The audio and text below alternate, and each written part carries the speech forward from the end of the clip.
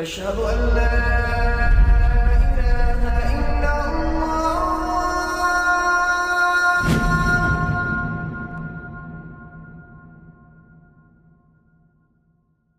Raindrops media পরিবেশিত audio lecture series সেইরাহ। এই সিরিজে আলোচিত হবে পৃথিবীর বুকে শ্রেষ্ঠতম মানুষ রাসূলুল্লাহ মুহাম্মদ সাল্লাল্লাহু আলাইহি ওয়াসাল্লামের জীবন কথা। ইন্নাল হামদুলিল্লাহি ওয়াসসালাতু ওয়াসসালামু আলা রাসূলিল্লাহি ওয়া আলা আলিহি ওয়াসহাবিহি ওয়াসাল্লামা তাসলিমান কাসীরান মাজিদান ইলা ইয়াউমিদ্দিন, আম্মা বা'দ। সিরা সিরিজের অষ্টম পর্বে অর্থাৎ আজকে আমরা আলোচনা করব সে যুগের আরব সমাজের ব্যবস্থা নিয়ে। তারা কেমন ছিল, তাদের বিশ্বাস কী ছিল, কেমন ছিল তাদের জীবনযাপন ব্যবস্থা, তাদের কালচার কেমন ছিল। একজন দায়ী যিনি মানুষকে সমাজে ইসলামের দিকে আহ্বান করেন, তার উচিত সমাজের মানুষের চিন্তা চেতনা মানসিকতা বোঝা, আর যদি না হয় তিনি হিকমার সাথে ইসলামের দিকে মানুষকে আহ্বান করতে পারবেন না। বর্তমান সময়ে আমরা লক্ষ্য করেছি মুসলিম বিশ্বের খুব বড় একটি সমস্যা হলো মুসলিমরা ইসলামকে একটা ব্যাকওয়ার্ড লাইফস্টাইল হিসেবে মনে করছে এবং পশ্চিমা লাইফস্টাইলকে স্ট্যান্ডার্ড হিসেবে গ্রহণ করছে। তাদের দেয়া সব কিছু চোখ বুঝেই গ্রহণ করছে। তাদের গণতান্ত্রিক ব্যবস্থা, তাদের সেকুলারিজম, তাদের লিবারাল কালচার, তাদের পুঁজিবাদী অর্থনীতিকে উন্নতির পথ হিসেবে মনে করছে। শহর হোক বা গ্রাম, ধনী বা গরিব, পশ্চিমা কালচার মুসলিম সমাজের প্রতিটি স্তরে এবং প্রতিটি অংশে যথেষ্ট প্রভাবিত করতে সক্ষম হয়েছে। কিন্তু এ অবস্থায় পশ্চিমের এই আদর্শিক সামরিক ও কালচারাল আগ্রাসনকে মোকাবেলা না করে মুসলিমদের মধ্যে বড় একটা অংশ ব্যস্ত নিজেদের মধ্যে বিতর্কে। সেই বিতর্ক আবার কোনো বুনিয়াদী বিষয় নিয়ে নয়, সেকেন্ডারি বা তার চেয়েও কম গুরুত্বপূর্ণ বিষয়ে। দেখা যাচ্ছে সেকুলারিজম বা নাস্তিক্যবাদকে ভুল প্রমাণ করতে মুসলিমরা যতটা না ব্যস্ত, তার থেকে বেশি ব্যস্ত আকীদার সেকেন্ডারি বিষয় বা ফিকহের মাসালা নিয়ে নিজেদের মধ্যে বিতর্কে। অথচ সেসব বিষয়ে সাধারণ মানুষের বড় একটা অংশের কোনো মাথা ব্যথাই নেই। তারা জানেও না এসব বিষয় নিয়ে আদৌ কনসার্ন হওয়া দরকার কি না। যেই সমাজে ইসলাম নিয়ে মাথা ব্যথাই নেই, সেই সমাজে ইসলামের খুঁটিনাটি এবং প্রায়োরিটির বিবেচনায় কম গুরুত্বপূর্ণ বিষয় নিয়ে ব্যস্ত থাকাটা কোনো সুফল বয়ে আনবে না। আমাদের প্রায়োরিটি বোঝা উচিত। উম্মার মূল সমস্যা কোথায়, কেন উম্মাহ ইসলামকে তাদের পরিপূর্ণ জীবন ব্যবস্থা হিসেবে গ্রহণ করছে না, বাধাটা কোথায়। এই বিষয়গুলো বুঝতে হলে আমাদের সমাজের অবস্থা এবং পরিস্থিতি বুঝতে হবে। নিজেদের সার্কেলে যদি আবদ্ধ হয়ে থাকি, উম্মাহ স্থবির হয়ে পড়বে, উম্মার পুনর্জাগরণ হবে না। জাহিলি সমাজে দাওয়াতকে সফল করতে চাইলে তাই জাহিলি সমাজকে বোঝা অত্যন্ত জরুরি। যেহেতু আমরা খুব শীঘ্রই আল্লাহ রসুল সাল্লাল্লাহু আলাইহি ওয়াসাল্লামের নবুয়তের যুগে প্রবেশ করছি, তাই আমরা সিরাহকে ভালোভাবে বোঝার জন্য এই পর্যায়ে তৎকালীন আরব সমাজের ব্যাপারে সংক্ষেপে কিছু আলোচনা করব। আর আমরা নিজেদের সমাজে যখন ইসলামের দাওয়াতকে ছড়িয়ে দেব, তখন ব্যক্তি ও সমাজ উভয় পর্যায়ে আমাদের সমাজে উম্মার দুর্বলতা বোঝার চেষ্টা করব। প্রথমে আসি ধর্মীয় ও আদর্শিক বিশ্বাসের ব্যাপারে। যে কোনো জাতির প্রথম পরিচয় হলো তার বিশ্বাসে, তার জাতীয়তা বা বর্ণ বা ভৌগোলিক অবস্থান নয়। কেননা বিশ্বাস নির্ধারণ করে একটি জাতির গতি প্রকৃতি, তাদের মূল্যবোধ আর রীতিনীতি। কথাটা বলার কারণ হচ্ছে আমাদের দেশে অনেক মানুষ মনে করে আমাদের প্রথম পরিচয় হলো আমরা বাঙালি। আসলে এই কথাটি খুবই অন্তঃশ্বাসশূন্য। বাঙালিত্ব মানুষের বিশ্বাস, লক্ষ্য বা নীতি নৈতিকতা তৈরি করে না। একজন মানুষ জান্নাতে যাবে নাকি জাহান্নামে, সেখানে তার বাঙালিত্ব বা পাকিস্তানিত্বর কোনো বিষয় নেই। একজন মানুষ ভালো এবং মন্দের পার্থক্য কিভাবে করবে, সে ব্যাপারে তথাকথিত বাঙালিয়ানা আমাদের কিছুই বলে না। একজন মানুষের আসল পরিচয় হলো তার ধর্মবিশ্বাস। আমরা আগেই বলেছি তৎকালীন আরবের লোকেরা ছিল মুশরিক। তারা একের অধিক দেবতায় বিশ্বাস করত। এই বিশ্বাস তারা লাভ করেছিল তাদের বাপ দাদাদের মাধ্যমে। আমরা মুসলিমরা যেমন কোরআনে যা আছে তাই বিশ্বাস করি, অর্থাৎ আমাদের মুসলিমদের বিশ্বাসের ভিত্তি হলো ওয়াহি বা কিতাব ভিত্তিক। আর তৎকালীন মুশরিকদের বিশ্বাস ছিল কালচার ভিত্তিক। বলা যেতে পারে তারা শাশ্বত আরবের হাজার বছরের ঐতিহ্যের অনুসরণ করত। এই অনুসরণের পেছনে কোনো দলিল বা প্রমাণের বালাই ছিল না। সবাই করছে বলে আমিও করছি, এমনটাই ছিল বিষয়। আমাদের দেশে বাঙালি সেকুলার ঘরানার লোকেরা কিন্তু অনেকটা এভাবেই চিন্তা করে যে কোনো বিদআত এবং শিরকি কর্মকাণ্ডকে হাজার বছরের সংস্কৃতি বলে চালিয়ে দেওয়ার চেষ্টা করে। এখন নিশ্চয়ই বুঝতে পারছেন এটা নতুন কিছু নয়। পৌত্তলিক সমাজ মাত্রই যে কোনো কিছুকে ঐতিহ্যের দোহাই দিয়ে সেটাকে গ্রহণ করে এবং সেটাকে উৎসব বানিয়ে নেয়। যদিও এই আরবের মুশরিকরা একের অধিক দেবতায় বিশ্বাস করত, তারা কিন্তু আল্লাহকে অবিশ্বাস করত না। কোরআনে বলা আছে, তাদের যদি জিজ্ঞেস করা হতো তোমাদের কে সৃষ্টি করেছে, তারা বলতো আল্লাহ। কে বৃষ্টি বর্ষণ করে, তারা বলতো আল্লাহ। وَلَئِن سَأَلْتَهُم مَّنْ خَلَقَهُمْ لَيَقُولُنَّ اللَّهُ فَأَنَّىٰ يُؤْفَكُونَ। যদি আপনি তাদেরকে জিজ্ঞাসা করেন কে তাদেরকে সৃষ্টি করেছেন, তবে তারা অবশ্যই বলবে আল্লাহ। সূরা আয-যুখরুফ আয়াত 87। وَلَئِن سَأَلْتَهُم مَّن نَّزَّلَ مِنَ السَّمَاءِ مَاءً فَأَحْيَا بِهِ الْأَرْضَ مِن بَعْدِ مَوْتِهَا لَيَقُولُنَّ اللَّهُ قُلِ الْحَمْدُ لِلَّهِ بَلْ أَكْثَرُهُمْ لَا يَعْقِلُونَ। যদি আপনি তাদেরকে জিজ্ঞাসা করেন কে আকাশ থেকে বৃষ্টি বর্ষণ করে, অতঃপর তা থেকে মাটিকে উহার মৃত হওয়ার পর সঞ্জীবিত করে, তবে তারা অবশ্যই বলবে আল্লাহ। বলুন, সমস্ত প্রশংসা আল্লাহরই, কিন্তু অধিকাংশই তা বোঝে না। সূরা আল আনকাবুত আয়াত 63। তাদের অসংখ্য মূর্তি ছিল, হুবাল, লাত, মানাত, উজ্জা। কিন্তু মজার ব্যাপার হচ্ছে আল্লাহর কোনো মূর্তি তাদের ছিল না। তাহলে প্রশ্ন হচ্ছে, কেন তারা মূর্তি পূজা করত? তারা মূর্তি পূজা করত এই কারণে যে তারা মনে করত এই মূর্তিগুলো হলো তাদের আর আল্লাহর মাঝে এক ধরনের মিডিয়াম, মাধ্যম। মূর্তির মাধ্যমে তারা আল্লাহর কাছে সাহায্য চাইত।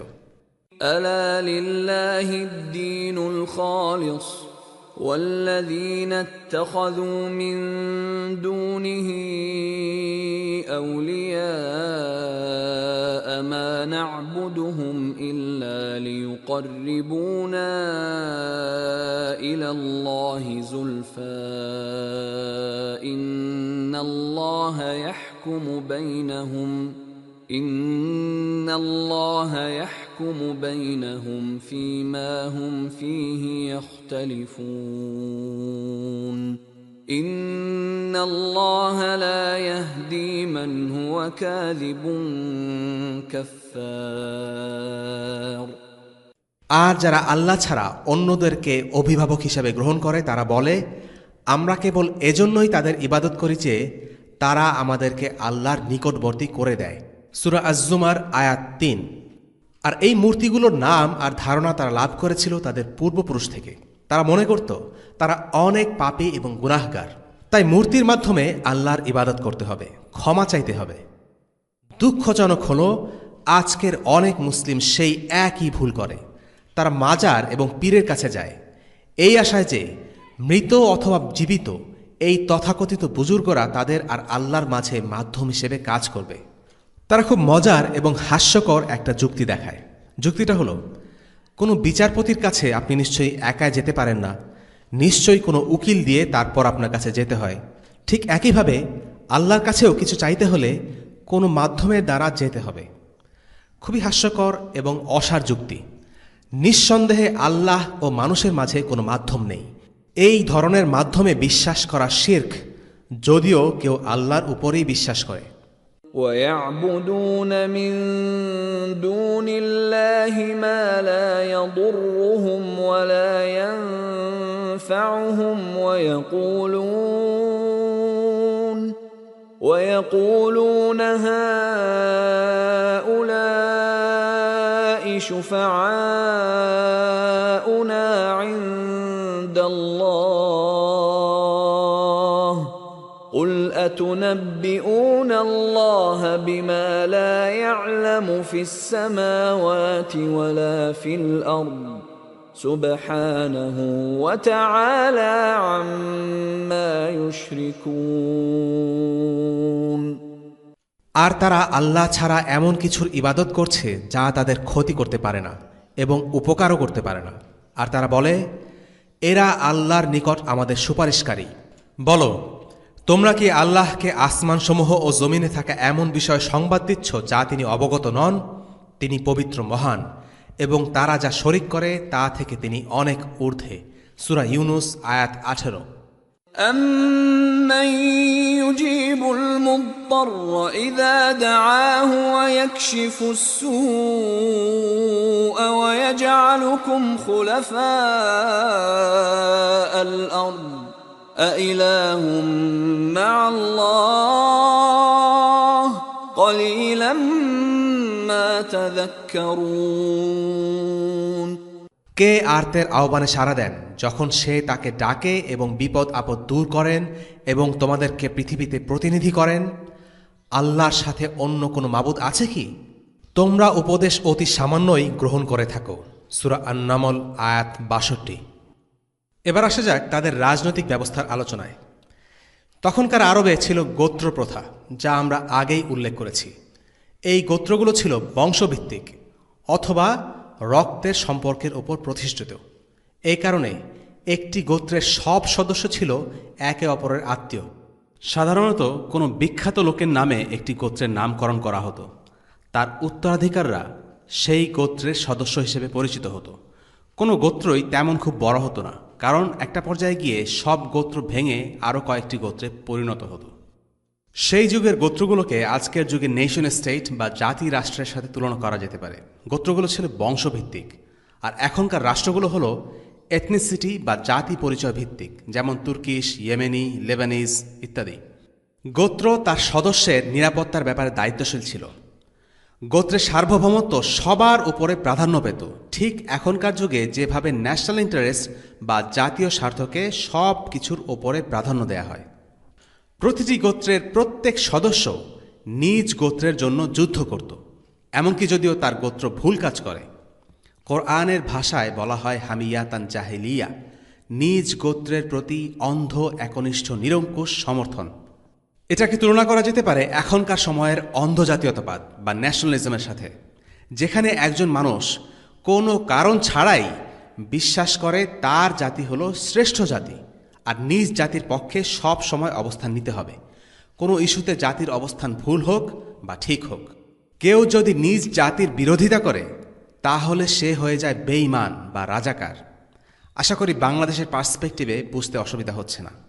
তবে ইসলামে আমরা বিষয়টা এমনভাবে দেখি না। আমরা ইসলামে সবার উপরে ইনসাফকে প্রাধান্য দেই।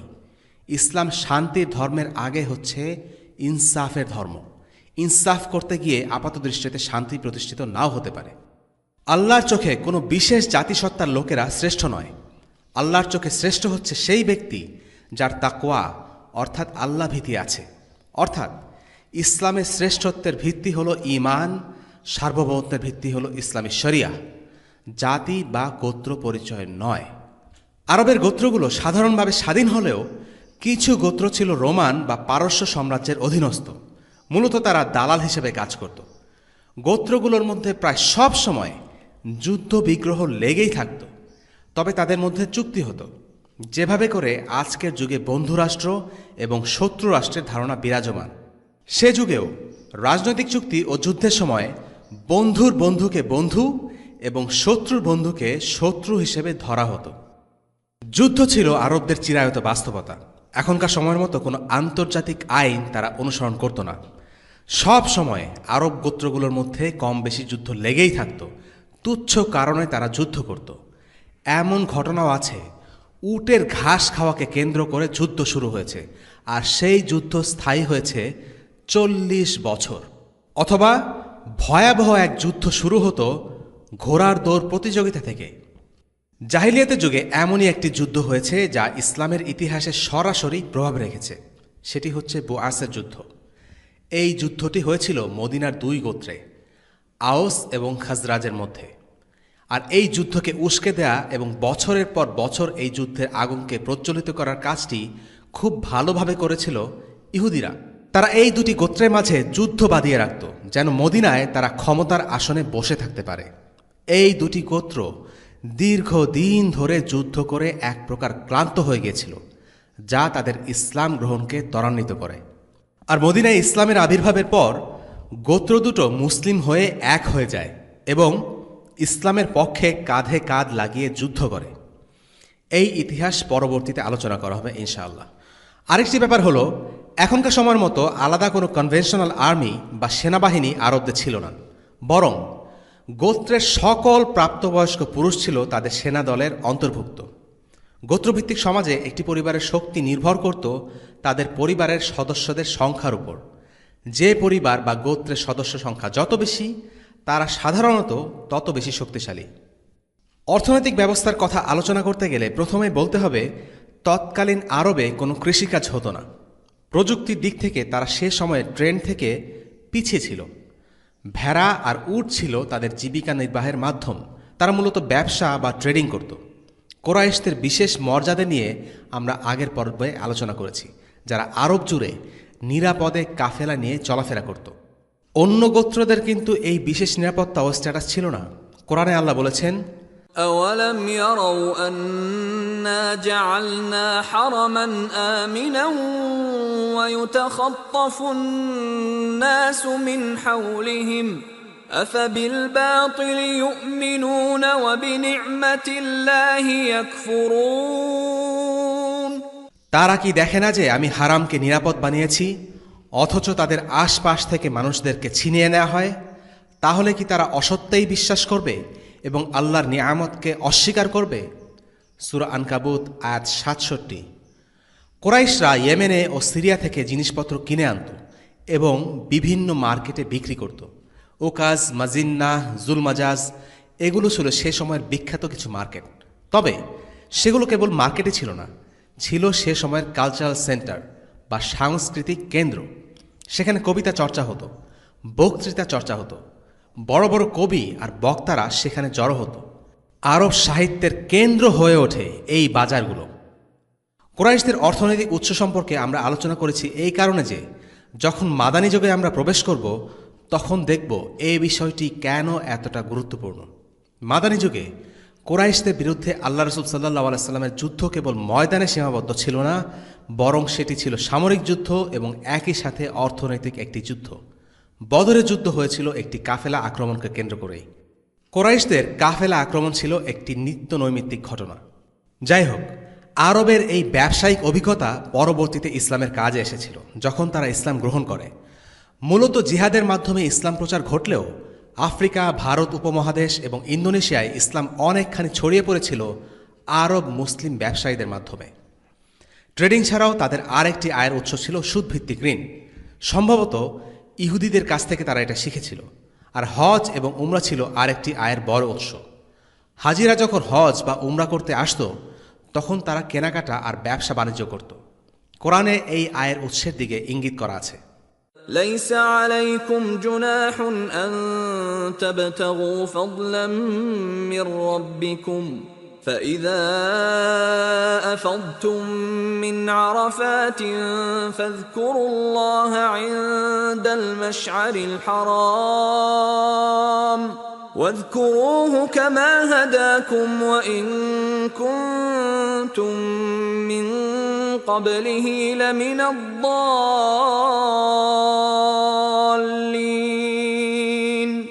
তোমাদের ওপর কোনো পাপ নেই যে তোমরা তোমাদের রবের পক্ষ থেকে অনুগ্রহ অনুসন্ধান করবে। সুতরাং যখন তোমরা আরাফা থেকে বের হয়ে আসবে তখন মাশআরে হারামের নিকট আল্লাহকে স্মরণ করো এবং তাকে স্মরণ করো যেভাবে তিনি তোমাদেরকে দিক নির্দেশনা দিয়েছেন, যদিও তোমরা এর পূর্বে অবশ্যই পথভ্রষ্টদের অন্তর্ভুক্ত ছিলে। সূরা বাকারা 198। এবার আরব সংস্কৃতির কিছু দিক নিয়ে আলোচনা করা যাক। আরবদের কালচার বা সংস্কৃতিতে সবচেয়ে গুরুত্বপূর্ণ বিষয় ছিল তাদের লিনিয়েজ বা বংশধারা। এ ব্যাপারে আমরা আগে কিছুটা আলোচনা করেছি। তাদের শ্রেষ্ঠত্বের মানদণ্ড ছিল বংশ পরিচয়, আর এ কারণে অনারবদের বিয়ে করে আরবদের রক্তের বিশুদ্ধতা নষ্ট করতে চাইত না তারা। কিন্তু পরবর্তীতে ইসলাম তাদের এই ভুল ধারণা ভেঙে দেয় এবং শ্রেষ্ঠত্বের মানদণ্ড হিসেবে নির্ধারণ করে তাকওয়াকে। তবে সবচেয়ে ইউনিক যে বিষয়টি আরব কালচারে ছিল তা হচ্ছে সাহিত্য। এই বিষয়টা নিয়ে আরবরা রীতিমতো অবসেসড থাকত। সাহিত্য চর্চায় আরবরা যে উচ্চতায় পৌঁছেছিল সেই উচ্চতায় আর কেউ পৌঁছতে পারেনি, আগেও না পরেও না। তাদের কবিতার মজলিস ছিল, মুখে মুখে কথায় কথায় তারা কবিতা বানিয়ে ফেলত। এটা একটা অদ্ভুত ব্যাপার, আমাদের সময় আমরা হয়তো চিন্তাও করতে পারবো না। আর কবিতা বলতে এগুলো শুধু ছড়া নয়, সাহিত্যের গুণে মানে অসাধারণ সব কবিতা তারা রচনা করত মুহূর্তের মধ্যে। কবিতা ছাড়াও সাহিত্যের আরেকটি দিকে আরবদের খুব পারদর্শিতা ছিল, সেটা হলো চমৎকার বক্তৃতা দেয়া। শব্দ আর কথা যেভাবে পুরো আরবে আলোড়ন তুলতে পারত সেটা অবিশ্বাস্য। আরও অবাক করা ব্যাপার হচ্ছে, আরবরা প্রায় ছিল 100% নিরক্ষর, হাতে গোনা অল্প কিছু মানুষই লিখতে পড়তে জানত। তবে এই কবিতাকে নিছক কবিতা মনে করাটা ভুল হবে। কবিতা ছিল তাদের মিডিয়া। একটি সুন্দর কবিতা হলো একটি শক্তিশালী মিডিয়া প্রোপাগান্ডা। আজকে মিডিয়া নিউজ বা ডকুমেন্টারি যেমন কোনো মানুষ বা গোষ্ঠীকে আমাদের চোখে হিরো অথবা ভিলেন বানিয়ে দেয়, ঠিক তেমনি সে যুগে আরবদের মিডিয়া অস্ত্র ছিল কবিতা। দেখা যেত একটি জুৎসই কবিতা কয়েক ঘন্টার মধ্যে অনেক দূর দূরান্তে ছড়িয়ে গেছে। একটি চমৎকার কবিতা কোনো গোত্রকে যেমন সম্মানিত করত, তেমনি একটি গোত্রকে বেইজ্জত করতে যা প্রয়োজন ছিল তা একটি ঝাঁঝালো কবিতা।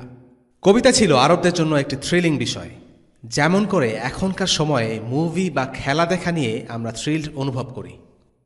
তৎকালীন আরবে নারীদের অবস্থা ছিল বেশ শোচনীয়।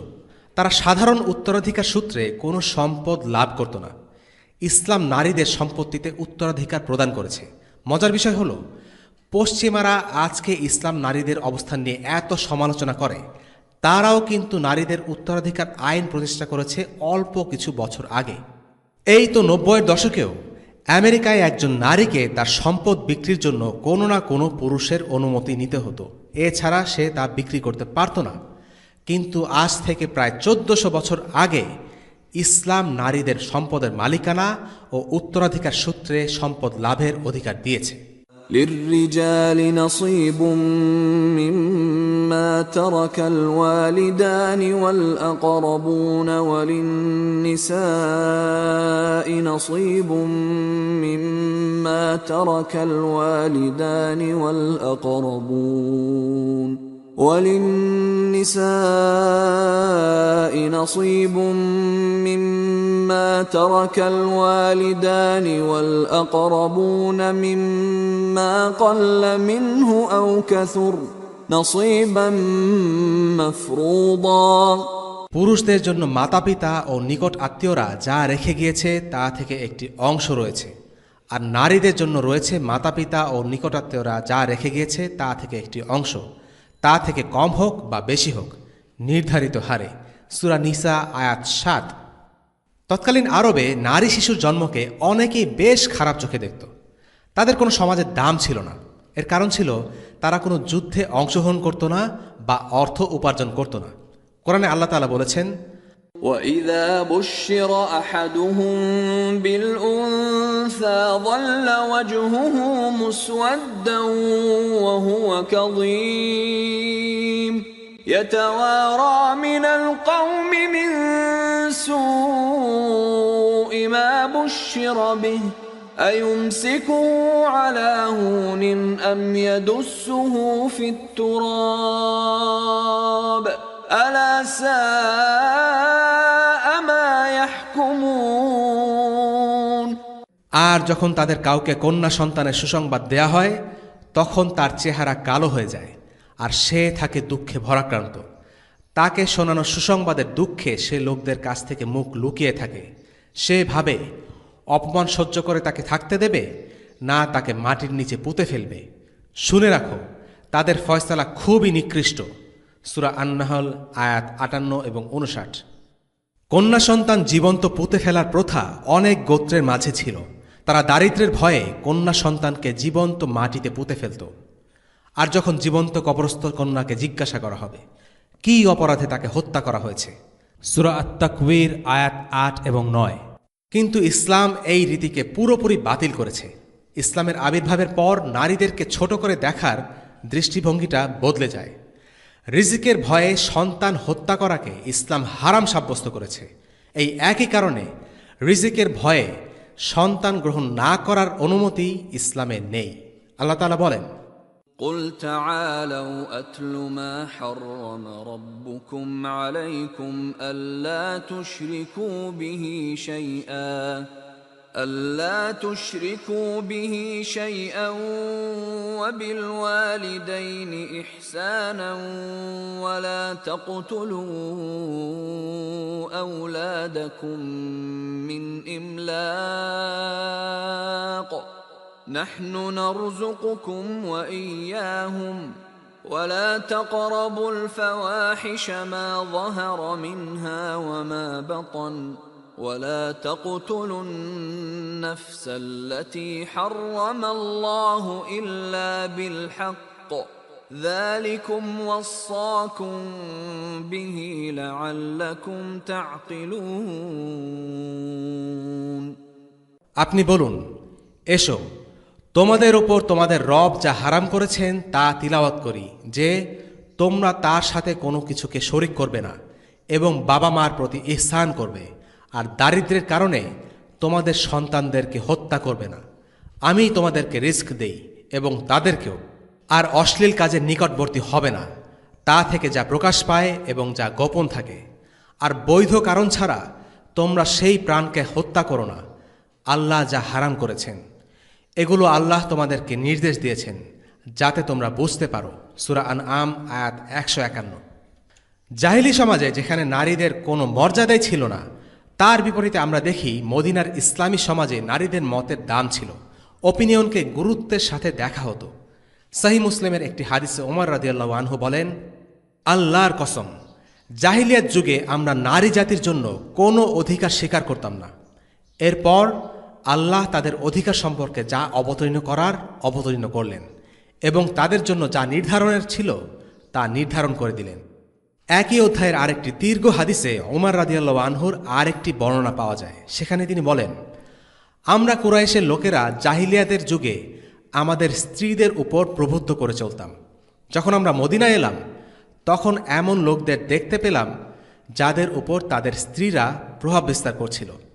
আর সেই পরিবেশে এসে আমাদের নারীরা, অর্থাৎ কুরাইশ মুসলিম নারীরা, মদিনার মহিলাদের অভ্যাস রপ্ত করতে শুরু করে দেয়।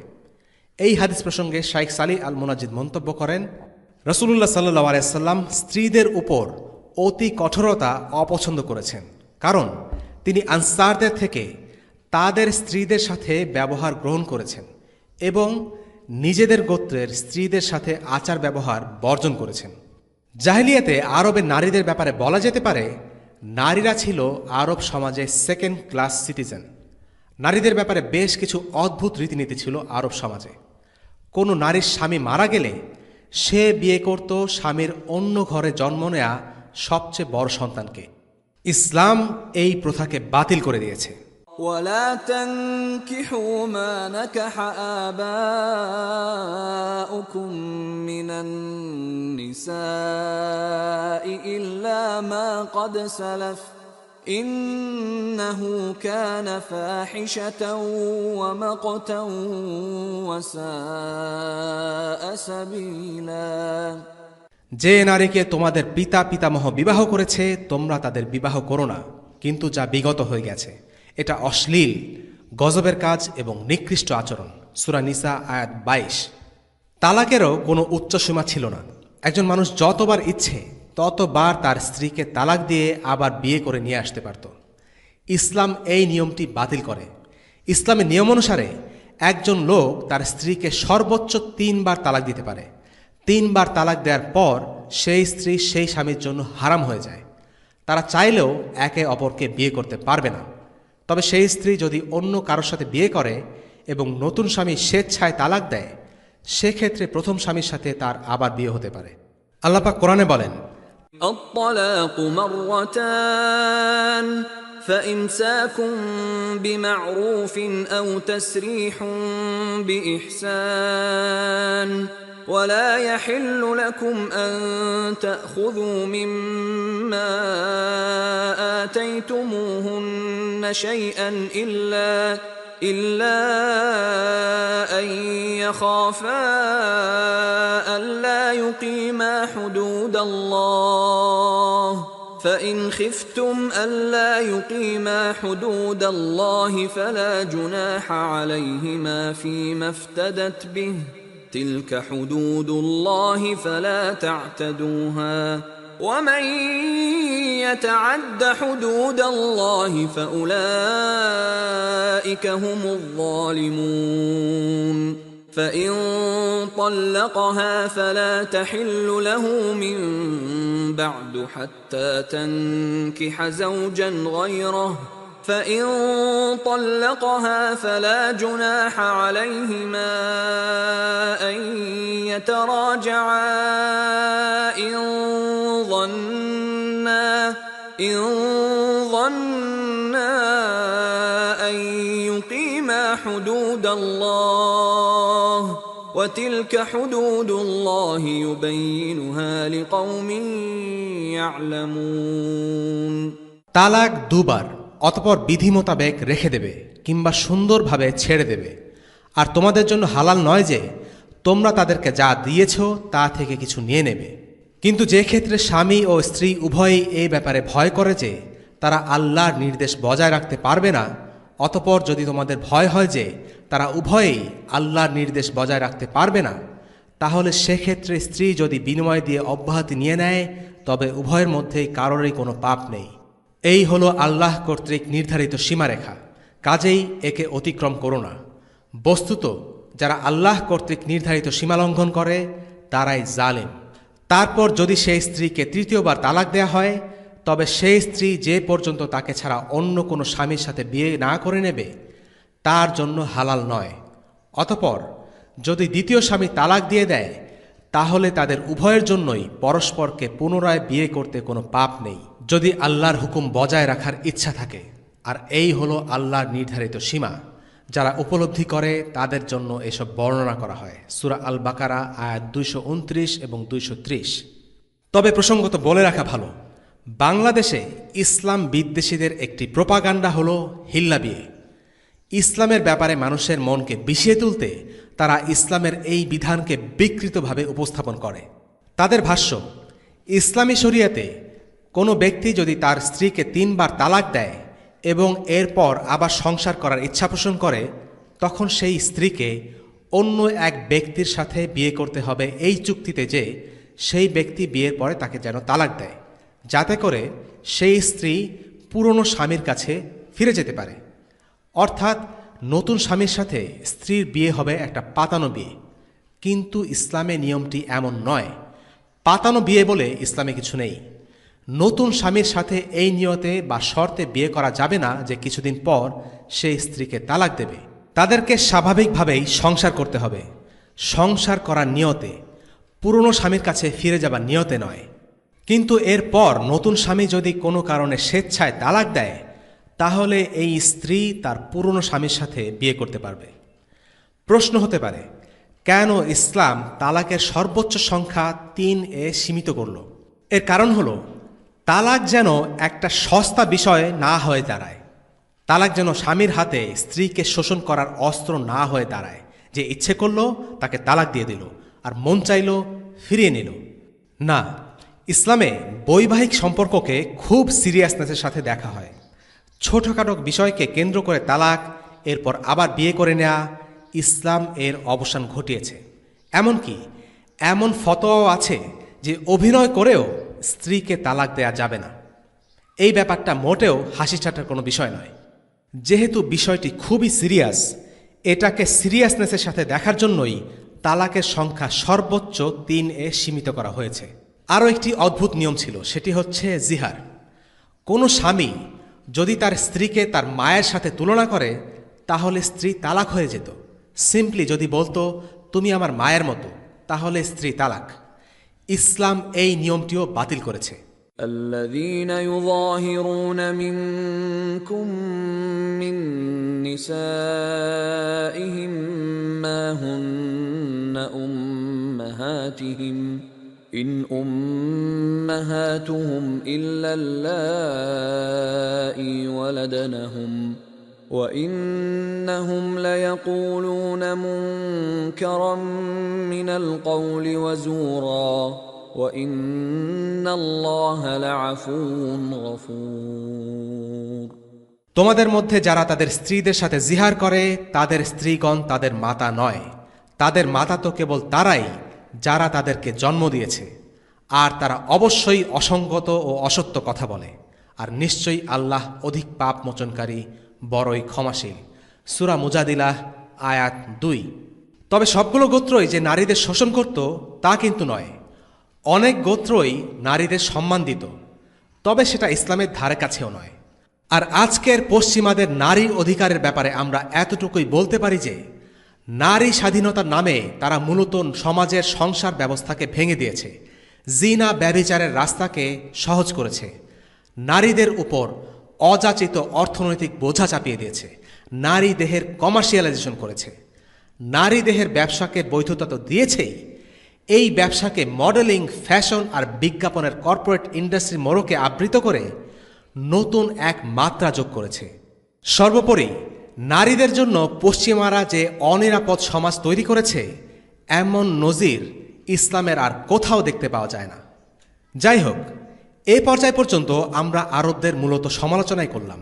এখন প্রশ্ন আসতে পারে, যদি আরবরা এতটাই খারাপ আর বর্বর হয়ে থাকে, তাহলে আল্লাহ তাআলা কেন আরবদের মাঝে নবীজিকে পাঠালেন?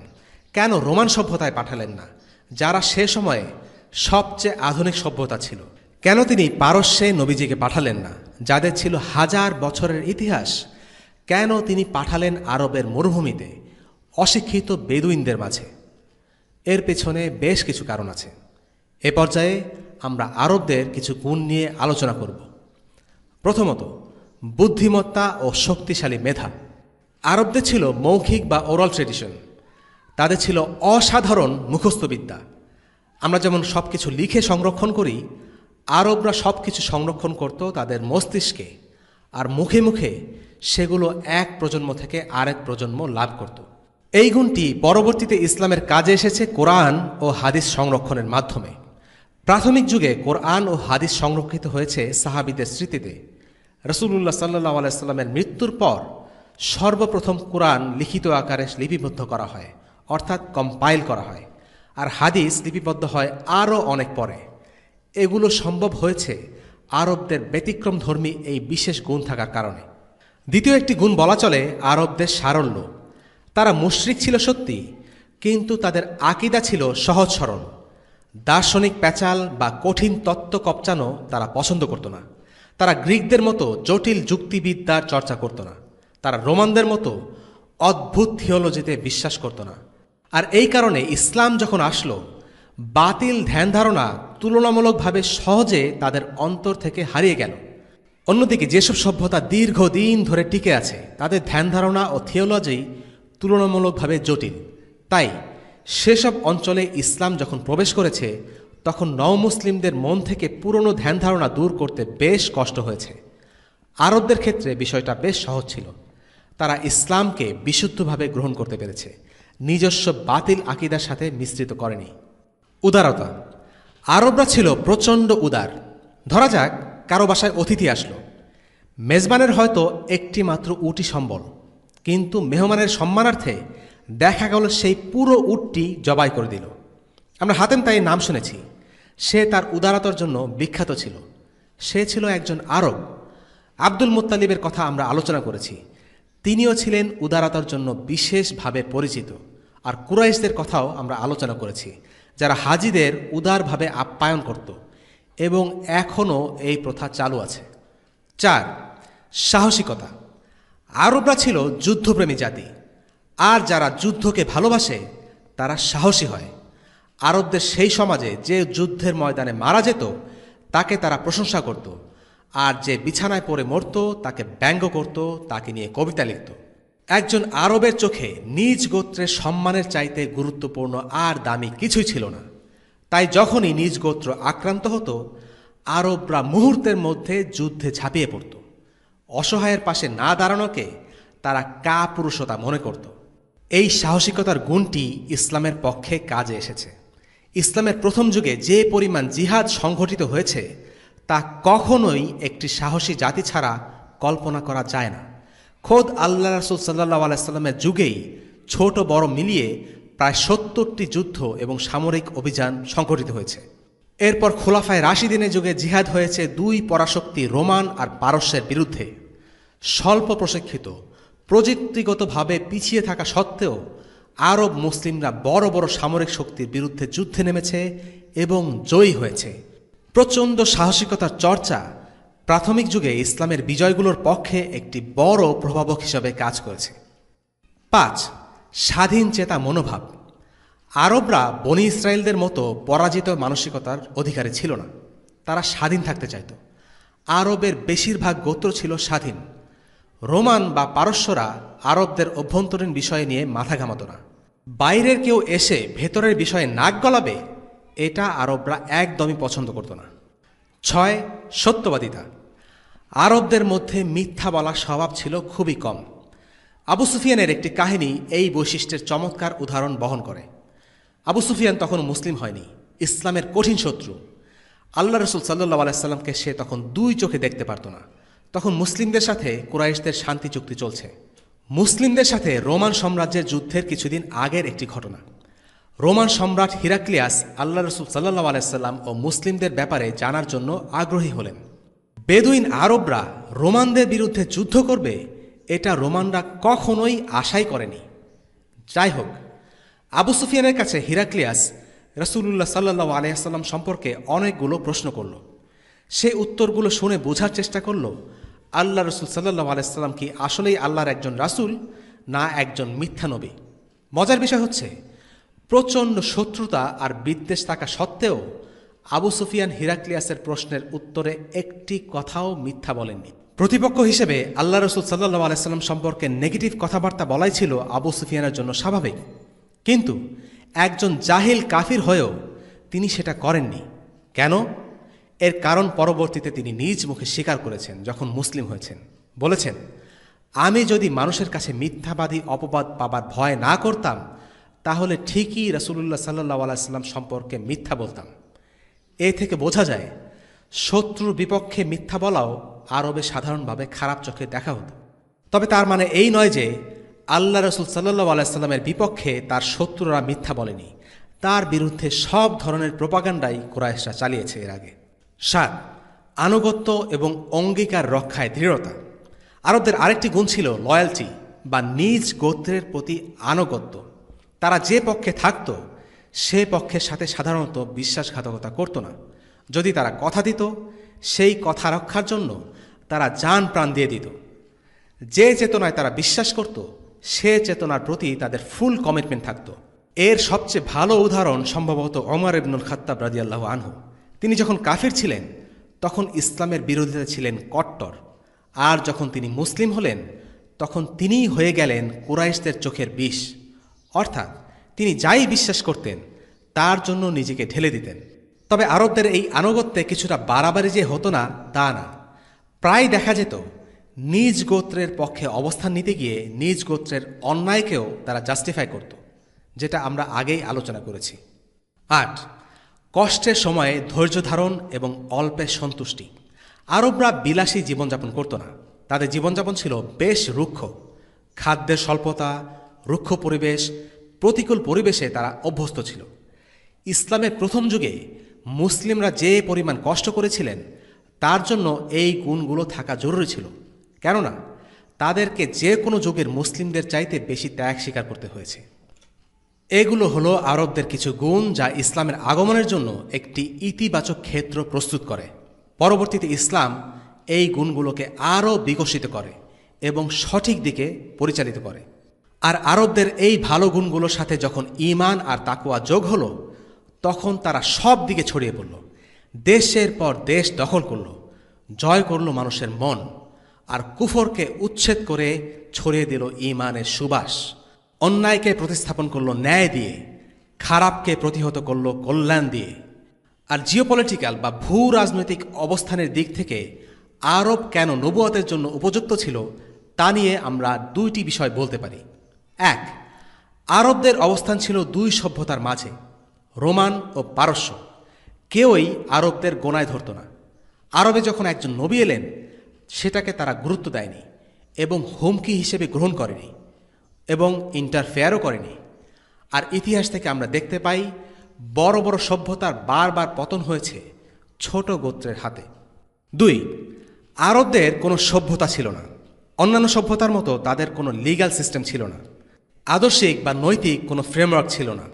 এই অবস্থাকে মাঝে মাঝে ইংরেজিতে বলা হয় দি ল অফ ললেসনেস, অর্থাৎ আইন না থাকার আইন।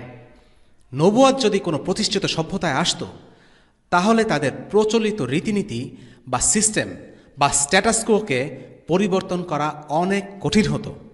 কিন্তু আরবের ক্ষেত্রে এমনটা ছিল না।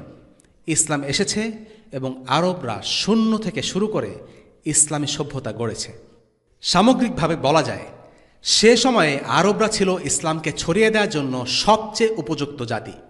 পারস্যের জ্ঞান, ভারতের দর্শন, রোমানদের নৈপুণ্য আর গ্রিকদের মেধা থাকা সত্ত্বেও তারা নবুয়তের ক্ষেত্র হিসেবে সিলেক্টেড হয়নি, হয়েছে আরবরা। কারণ তাদের ফিতরাত বা স্বভাবজাত প্রকৃতি তুলনামূলকভাবে কম দূষিত ছিল, যে কারণে তারা সহজে ইসলাম গ্রহণ করেছে এবং চারিদিকে ছড়িয়ে দিয়েছে। ওয়াসাল্লাল্লাহু তাআলা আলা খাইরি খালকিহি সাইয়্যিদিনা মুহাম্মদ ওয়া আলা আলিহি ওয়া আসহাবিহি ওয়া সাল্লাম। আলহামদুলিল্লাহি রাব্বিল আলামিন। আসসালামু আলাইকুম ওয়া রাহমাতুল্লাহি ওয়া বারাকাতুহু। রেইনড্রপস মিডিয়ার অন্যান্য প্রজেক্ট সম্পর্কে জানতে ভিজিট করুন www.raindropsmedia.org অথবা ফেসবুক পেজ www.facebook.com/raindropsmedia অথবা ইউটিউব চ্যানেল www.youtube.com/raindropsmediaorg2015